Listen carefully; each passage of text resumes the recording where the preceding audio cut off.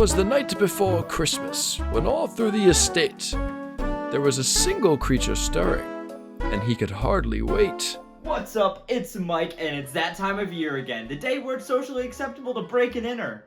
Well, at least for one guy. Santa Claus, Kris Kringle, sexiest man alive, whatever you want to call him, is making his yearly rounds tonight, and I am finally prepared to meet him face to face. Someone has to pay for giving me Paper Mario Sticker Star. Christmas is upon us, and the main thing Christmas is known for is rampant consumerism. Friends and family's a close fourth. Can you blame me? Now that I'm getting old in my years, it's definitely harder for my family to shop for me. When I was a kid, I only got things 2 times a year, for my birthday and Christmas, and at those times, all I ever wanted were video games. But now that I can go out and buy a 6 copy of Jonas on the DS whenever I want, it's not as big of a deal. However, I cannot deny how magical Christmas mornings were just a decade ago. Not being able to fall asleep with the thought of what amazing presents you would get to unwrap in the morning, trying to wake up your parents at 6 a.m. and eventually going downstairs to see one thing from your wish list under that Christmas tree. Those feelings of pure excitement and joy are ones I could never forget. I can also not forgive. Out of all the presents I've gotten over the years, though, there are 3 that I would easily consider the most important, life-changing even. And that's not an exaggeration. I've definitely been more sad since 2010. Under my Christmas tree in 2010, I found the first actual game console that I would ever own. Before this point, I dipped my toes into the world of gaming, with my first experience being Chess Titans on Windows Vista. If you think that's gameplay, just wait till you see Purple Place. After that, it was edutainment systems for a while, with the Leapfrog 2 and the Digi being the main ones I used. Fun fact, the Digi had a Sonic the Hedgehog game on it, and while it was dog shit, it was the cute kind of dog shit. But everything changed after I opened this box. This is the Nintendo Wii, and I got it for Christmas alongside 2 games, those being Wii Sports and Wii Sports Resort. I'll get into later how amazing these games are as a combo, but let's talk about the Wii itself for a bit, and this system is great. I mean, sure, it hasn't aged the best, but neither has my grandma, and she's still great. The slightly souped up GameCube was revealed to the public at E3 2005 under the codename Revolution, and later that name was changed to the significantly less cool Wii, and the entire system released in 2006. This was the first major indication of the direction Nintendo would go in for years to come, that direction being doing funky shit. Sure, the DS in 2004 was the first indication that Nintendo was going off the deep end, but the Wii solidified that. The big things that generation were high definition and online gaming, and at this point, Sony and Microsoft had pretty defined controller layouts. Can you see where I'm going with this? No. The GameCube struggled massively in the prior generation, putting up numbers that would only keep the Wii U and the Virtual Boy sad, and this was partially due to Nintendo trying to directly compete with the PS2 and Xbox in terms of power, controllers, and games, while still having enough classic Nintendo goofiness to be bad. Nintendo basically had 2 options: keep trying to directly compete with PlayStation and Xbox, or give up. The Wii couldn't play games in HD, its online only worked once, and its controller was best known for breaking TVs. I'll take a very well calculated risk and say it failed. But I never said I was good at math. The Wii took the casual crowd by storm, and it got years of some insanely quality first-party support from Nintendo. The Super Mario Galaxy series, Punch-Out!, Zelda Skyward Sword, New Super Mario Bros. Wii, Smash Bros. Brawl, Donkey Kong Country Returns, Mario Kart Wii, and that's not even including the complete backwards compatibility with both GameCube games and controllers, or the Wii Shop channel with its WiiWare and Virtual Console. This really was the all-in-one Nintendo console. Being able to play games from every prior console generation on one system was, I think, a feature taken for granted. The total game library was massive and plentiful. I mean, where else could you play one of the best games of the entire generation in Super Mario Galaxy? Long story short, the Wii was an amazing first console to own, and what made it even better were the games that came with it. As mentioned earlier, I got my Wii with Wii Sports and Wii Sports Resort, and my only issue is that now I have Wii Sports in this DVD slip while Wii Sports Resort is in a full case. It really isn't a big deal. I just want to punch something every time I look at my shelf. I've already talked about why Wii Sports and its sequel works so well on the Wii, so I'll summarize by saying this has to be one of the best combinations in gaming history. Wii Sports was a simple and perfect showcase of what the Wii and its controller, the Wiimote, was all about, while Wii Sports Resort was a more fully fledged game with a lot more content as a whole. I really couldn't choose a better first console to call my own. It let my imagination run wild. It introduced me to game series and franchises I would cherish for the rest of my life. But most importantly, it led to me getting this. Oh man, where do I even start with this thing?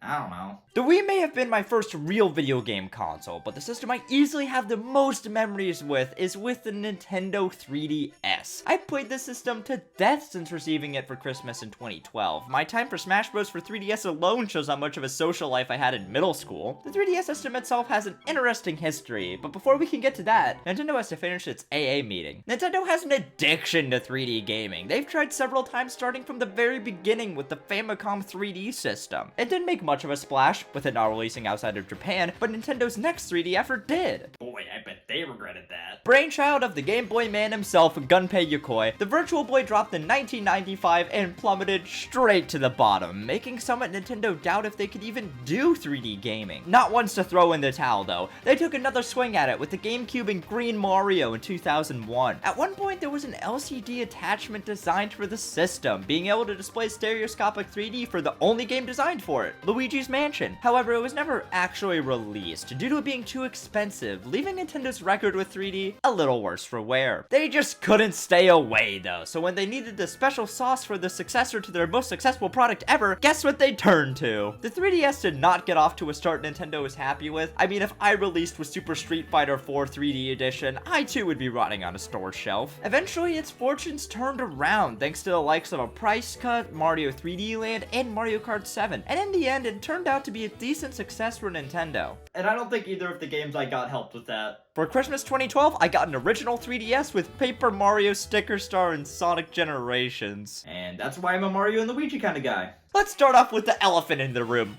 F***ing Paper Mario Sticker Star. I'll be honest, I have no clue how I beat this game as a kid, because as an adult, I couldn't stomach it. Paper Mario Sticker Star unironically soured me on the entire Paper Mario series. I still haven't played Thousand Year Door out of spite. I'll say every nice thing I have to say about Sticker Star before anything else. 1, the music is okay, and 2, the game looks okay. I really don't know how I'm unemployed.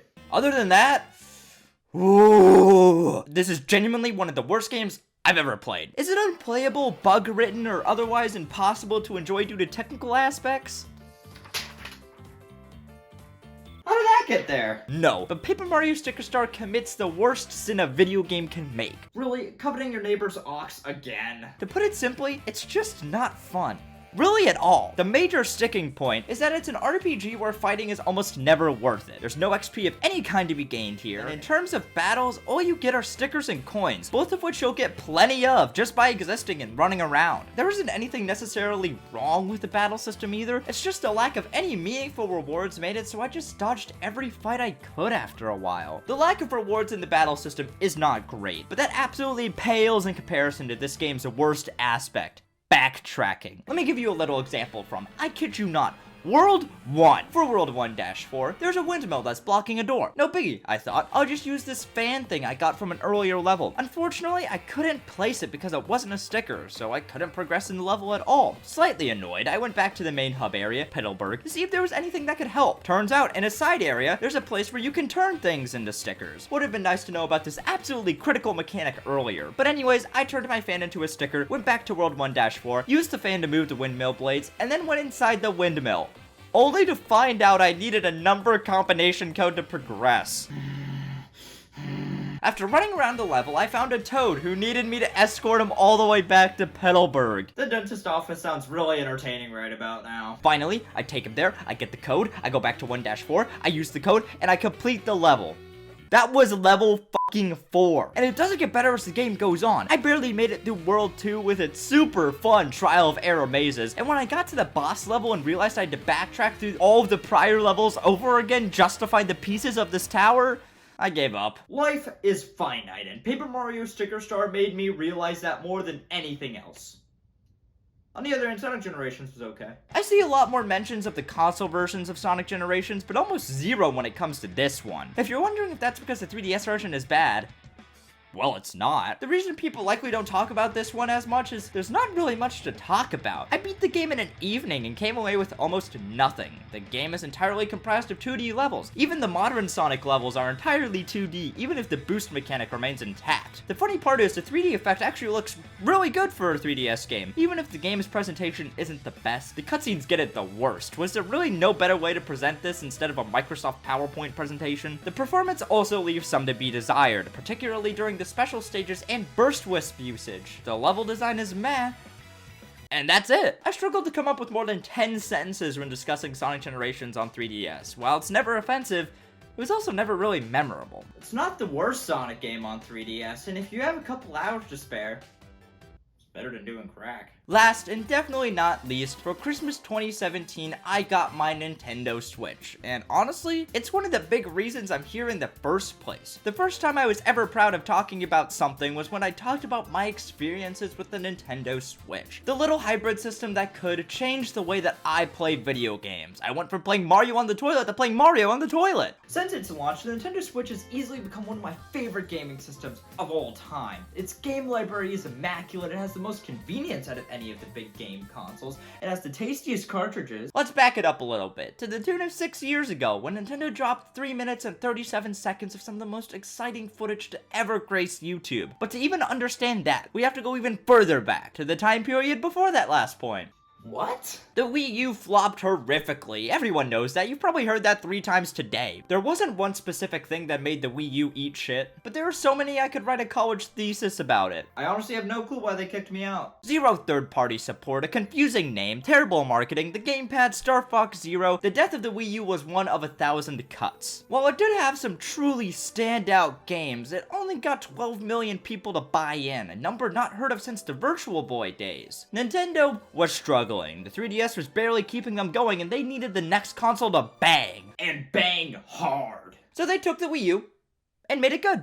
That's it. Right from the beginning, it was clear that Nintendo was learning from their mistakes, with their video first look at Nintendo Switch already making the Switch better than the Wii U, and it hadn't even launched yet. How did they accomplish this? Well, if I was named the Wii U, I would also not succeed. Nintendo Switch was the perfect name. It was easy to remember, catchy, and perfectly described what the main point of the system was. The trailer had even more to get excited about. Cool removable controllers, a great looking third-party game, what looked like Mario Kart 8 with new characters, easy local multiplayer, and a brand new 3D Mario? This video blew me away when it released, and the wait till Christmas 2017 to get it was agonizing. But eventually, the fateful day came around, and I got the Nintendo Switch with said new 3D Mario game, Super Mario Odyssey, in a bundle, and the rest is history. The Switch went on to become an incredible success story for Nintendo, blowing Wii U sales out of the water in record time, eventually even surpassing the original Wii. It still sees healthy growth to this day, and I myself get regular use out of it. I play a variety of games on it now, but when I got it, for those first 6 or so months,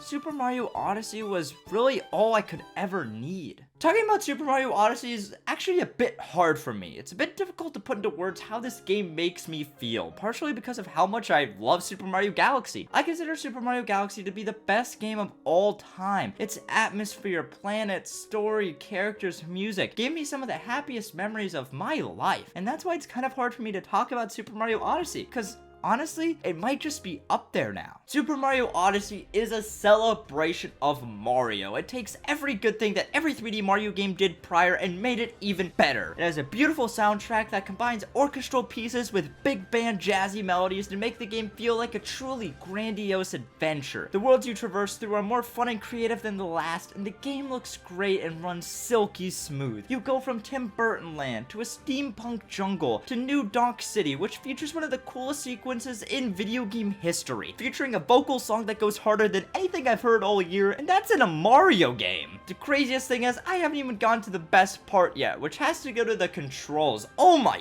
God! I can't say I'd love my own child over it. There is more expressiveness and creative potential in the controls here than there are in entire video games, and I wouldn't even consider that hyperbole. Mario's moveset is the best it's ever been, with the triple jump, long jump, and side flip feeling as amazing as ever thanks to some additional smoothness in the animations. Being able to roll and dive makes for fantastic additions to his kit, and none of this is including the biggest addition to the Mario series since the ability to jump.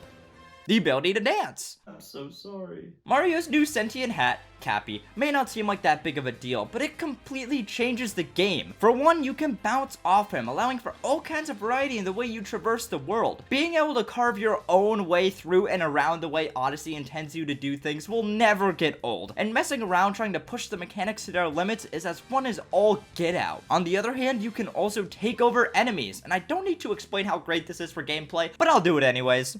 you can be a frog. So take all of the creative approaches that the control scheme has and multiply that by 1,000,000,000, and you'll suddenly get a little bit close to everything the game has to offer. If anything else though, this taking over enemies mechanic allows for one of the best endings in video game history. The sheer spectacle of this, and I should emphasize, Mario game is frankly absurd, and it feels like the team at Nintendo put everything they had into Super Mario Odyssey. The only issue I have with the game is I genuinely don't know how Nintendo's gonna top it next time around. And when that's your only complaint, you know it's one of the greatest games of all time.